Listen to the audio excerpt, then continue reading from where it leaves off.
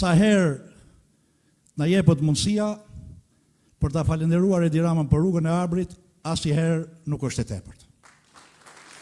Të vish nga Tirana, të bësh 4-5 takime dhe aktivitete dhe të kthesh përsëri në Tiranë, kjo është vetëm fal rrugës Arbrit. E di që kur hym në rrjetet sociale kryeministër, thonë jo e keni përuru 7 herë, jo 5 herë, jo 6 herë. E kam thënë ka gjithmonë njerëz që mendojnë ndryshe. Dikush edhe e ka edhe nga zilia këtë gjë, edhe thonë rrugën e Arbrit e bëri Edi Rama, po e bëri me taksat tona, nuk e bëri me lekët e veta. Po patjetër që me taksat tona e bëri Edi Rama rrugën e Arbrit. Taksa i kemi pagu çdo qeverie 35 vite, po rrugën e Arbrit asnjëri s'na e mori përsipër ta bëj.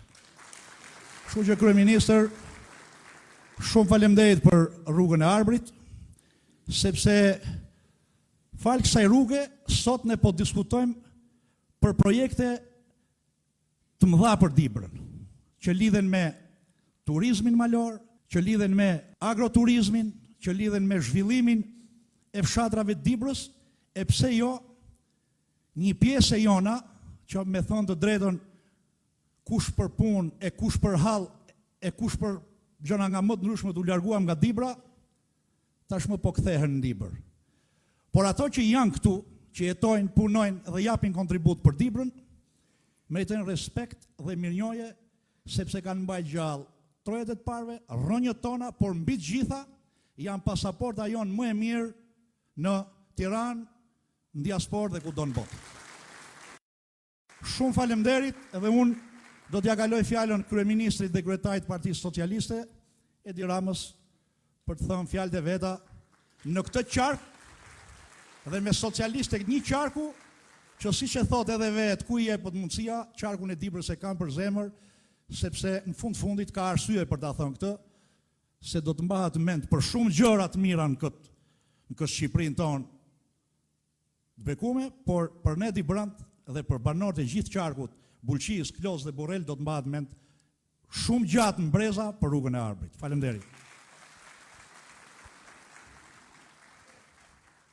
Shumë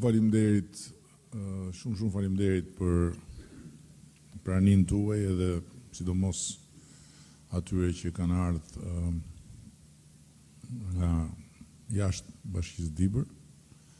Faleminderit edhe Bashkisë Dibër për mikpritjen, edhe për këtë takim në këtë kinema të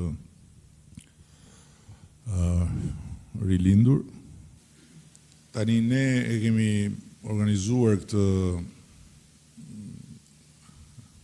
tur kontaktesh me njësit, asamblet e njësive përfaqësuesit më të lartë të Partisë Socialiste në territor, për të ndarë disa gjëra së bashku në një moment shumë të rëndësishëm dhe delikat për vendin tonë, ndërkohë që kemi mbi super barën e 83 mandateve, të cilat kanë të gjitha vlerën e tyre, por pa dashur as pak që t'ju bëj lavde, dua t'ju them që 3 mandatet fituese të këtij qarku, të cilat janë pa diskutim rezultat i mobilizimit, i angazhimit, i disiplinës tuaj, janë 3 mandate që shkëlqejnë jo thjesht si 3 mandate, por edhe për rezultatin që ato 3 mandate pasqyrojnë. Një rezultat spektakolar që e kam thënë edhe në asamblet të tjera, ka bërë një spostim që pak kush Ulsiu e preku pak kush do ta mendonte kur ne kemi filluar këtë rrugtim bashkë, ku në 12 qarqe që ka Shqipëria, në 4 të parat është edhe Dibra. Fatmirësisht rruga e Arbrit tani nuk është më një projekt as një premtim, po nuk është më as një vepër aktuale, është një vepër që i takon mandatit që ne lam pas, por ama sot janë frutet e para të rrugës Arbrit që po fillojnë të dalin, që po fillojnë të preken. Pasuria e patundshme e banorëve, trashëgimtarëve të kësaj zone është rritur në vlerë, është rritur në vlerë toka, është rritur në vlerë metri katror, kërkesat për të ndërtuar në Beshkopi dhe në këtë territor që deri dje ishin minimale, sot janë rritur dhe kushtet për të sjell më shumë investime nga fitimet dhe kursimet e djemve dhe vajzave të këtij territori në emigracion janë më të mira se kurrë. Prandaj unë kam shumë besim që këto vite do të jenë vite të një rilindje tjetër të kësaj zone, edhe në aspektin e ripërtritjes për sa i përket popullsisë, sepse një tendencë që ka filluar, për shembull në Berat janë regjistruar më shumë kthime se largime.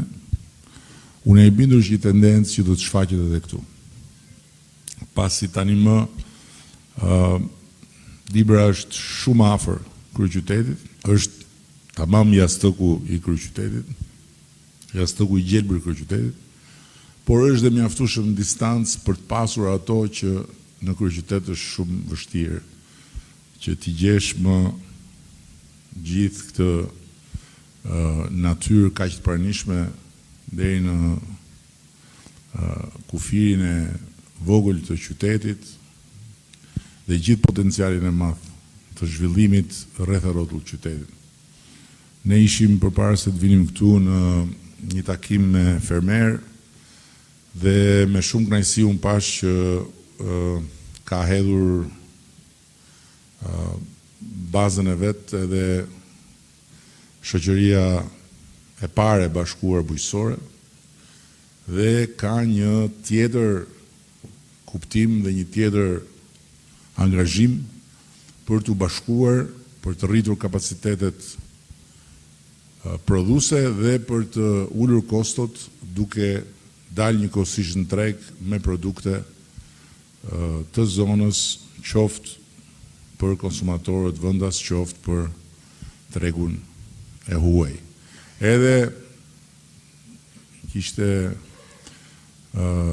lindur dhe emri i parë i një shoqërie të bashkuar bujqësore që quhej Dibra Origin.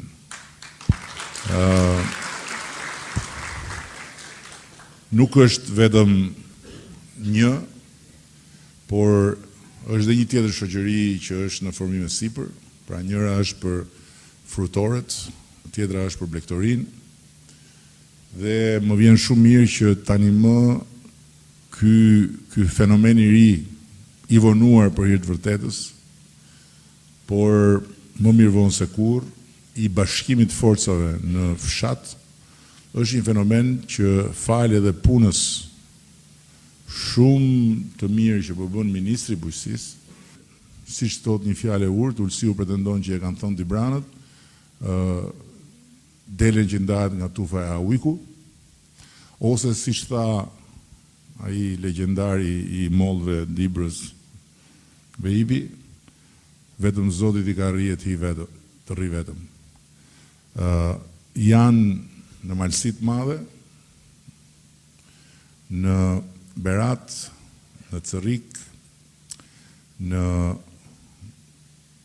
Bashkinë Kolonjë, Pogradec, në Durrës, në Lushnjë, në Elbasan, në Lezhë, në Shkodër, në Peqin, në Divjak dhe në Roskovec, farat e shoqërive të bashkuara bujqësore që po fillojnë të mbinë.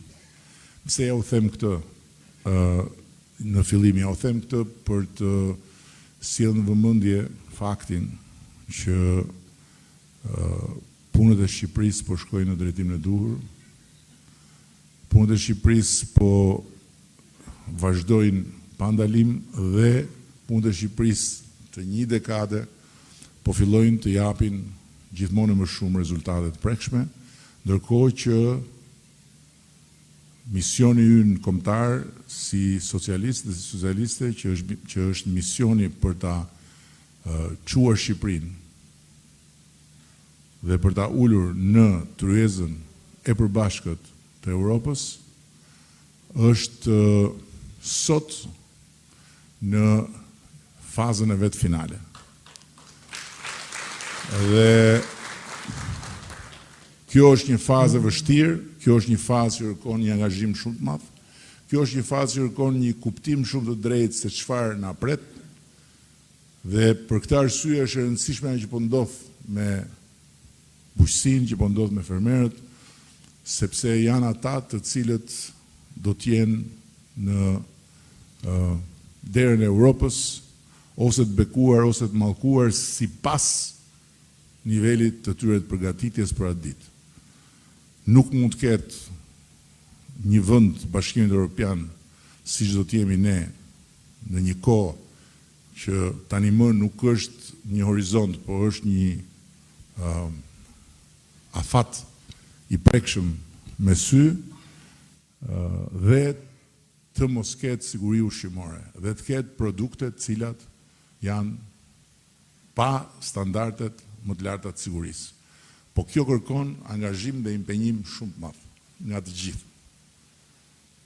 Dhe nga ana tjetër, kështu është për të gjithë sektorët, kështu është edhe për të gjithë shtetin shqiptar. Dua t'ju them që ne jemi në kushtet kur si Parti Socialiste kemi konsoliduar forcën tonë, jemi një forcë hegemone në politikën shqiptare, duhet të qëndrojmë të tillë sepse vetëm Partia Socialiste mund ta kryejë këtë mision kombëtar. Asnjë forcë tjetër politike, asnjë forcë tjetër pseudopolitike, asnjë lloj force tjetër rreth e rrotull politikës nuk ka kapacitetin ta bëjë këtë nëse nuk e bën Partia Socialiste e Shqipërisë. Dhe nga ana tjetër, miqtë e mi, shokët e mi, motra vëllezër, mos e harroni për asnjë moment që si bartës të përgjegjësisë së drejtimit të Partisë Socialiste në njësitë tuaja, si përfaqësues të organizatave socialiste, ju duhet të jeni të vetëdijshëm deri në fund që roli juaj, roli ynë, roli i çdo socialisti është që këtë ndjenjë, këtë vetëdije ta bartë në të përditshmën e vet, duke refuzuar që të bjerë pre e gjithë asaj balte, e gjithë atij llumi, e gjithë atyre erërave të këqija që ngrihen për ditë e për natë kundër nesh, duke qenë kudo gati për t'i kthyer përgjigje dhe për t'i kthyer mbrapsh andej nga vinë të gjitha ato helme që shpërndahen në ajër nëpërmjet lloj-lloj tenxheresh, e lloj-lloj kanalesh, e lloj-lloj portalesh, sepse ka shumë rëndësi që ne të qëndrojmë të fort, të bashkuar dhe të vetëdijshëm për ta çuar deri në fund misionin ton dhe të mos prekemi, të mos afektohemi, të mos lëndohemi, të mos dorëzohemi përballë këtyre prurjeve të përditshme të disinformacionit, të gjysmë vërtetave që janë dhe rrenat më të mëdha, dhe kështu prodhohen për ditë e për ditë gjithë farë lloj helmesh. Pse? Sepse askush nga ata që nuk na kanë votuar ne dhe askush nga ata që nuk na kanë besuar këto 83 mandate nuk e gëlltit dot faktin që ne jemi të pamposhtur. Nuk e gëlltit dot faktin që ne nuk na mundin dot. Dhe kjo gjë i çon në verbri. Kjo gjë i çon në gjëra të cilat janë shumë të vështira në mos të pamundura për të kuptuar se si mund të degradoj njeriu publik, se si mund të degradoj njeriu që ka diçka sado të vogël në dorë, qoftë edhe një pen, qoftë edhe një mikrofon, qoftë dhe mundësin për të shkruar apo për të nxjerrë fytyrën në një portal. Në pikën që ti turret vëndit vetë. Jo ne, vëndit vetë. Dhe po ju them që më ndodh dhe nuk di çfarë them, po ndihem keq. Pavarësisht se nuk më drejtohet mua, nuk ju drejtohet ju, kur miq të huaj më thonë, po si ka mundësi? Si ka mundësi që vinë nga Shqipëria njerëz që përfaqësojnë popullin shqiptar, pavarësisht se janë në anën tjetër, dhe nuk lënë gjë pa thënë, dhe nuk ndalen së kërkuari nga ne që ne të bllokojmë Shqipërinë. Ka pas situata të rënda edhe këtu në gjithë me ju. Maqedonia, kur ishte Maqedoni, edhe kur u bë e veriut, kam pas konflikte politike brenda plot. Edhe të këqija fare. Por nuk ka bërë vaki që të niset opozita maqedonase të shkojnë në Bruksel, e të shkojnë në Berlin, e të shkojnë në Rom, e ku di unë ku tjetër, edhe të mos lëri shpifje, dhe mos lëri gjysmë të vërtet, dhe mos lëri energji negative pa mbledhur për ta hedhur në çdo vend ku hapet dera për dëgjuar se çfarë po thon përfaqësuesit e një vendi tjetër. Malizi është një shtet ku ka dy etni të mëdha përveç shqiptarëve dhe tjerëve, ku janë malazezët dhe serbët, dhe ku përplasjet e tyre kanë qenë në moment caktuara përplasje të rënda. Nuk ndodh. Nuk ka ndodhur që të nisen të marrin rrugën mas Berihajit edhe të bëjnë copash. Vendin e vet, sepse të shkosh edhe të shprehësh konsiderata dhe të shprehësh një opinion të ndryshëm për si shkojnë gjërat, në përpjekjen për t'i bërë më mirë, për ta çuar më shpejt Shqipërinë aty ku duhet, është gjëra më normale. Po të shkosh dhe të thuash bllokoheni Shqipërinë, mos i hapni rrugën Shqipërisë, Shqipëria është në dorën e krimit, Shqipëria është në dorën e mafjes, Shqipëria është në dorën e narkoshtetit. Këtë gjë nuk e ka bërë asnjë vend tjetër. Çfarë janë këta? Por këta janë ata që janë. Ne nuk kemi çfarë bëjmë atyre. Por ama është shumë e rëndësishme që ne të kujdesemi që të gjithë ata të cilët ne na kanë dhënë mbështetjen të dinë të vërtetat. Dhe këtë përpjekje kontaktesh, ne s'kemi fushat sot për të bërë. Por këtë përpjekje kontaktesh, ne du ta çojmë në çdo organizat për të ndarë informacionin dhe për të ndarë të vërtetat me njerëzit tanë rreth parë. Del si ata që dolën këtu kur doli rezultati, keni parasysh apo jo? Si thoshin ata? I tha Edi Rama burrave të Dibrës Qyrik. Jo, unë si thash burrave të Dibrës. Unë thash një burr Dibre që nuk shkon mas grus në kutit votimit është Qyrik. Dhe doli që burrat e Dibrës shumica dërmuese janë të mençur. Si të shkosh kundër grus, a jem Terezia jo? Gabimi mas shumë. Dhe tashti duhet t'i themi disa gjëra siç janë. Gratë e Dibrës janë Flori e shkuar Floririt. Okej, shumë faleminderit gjithëve.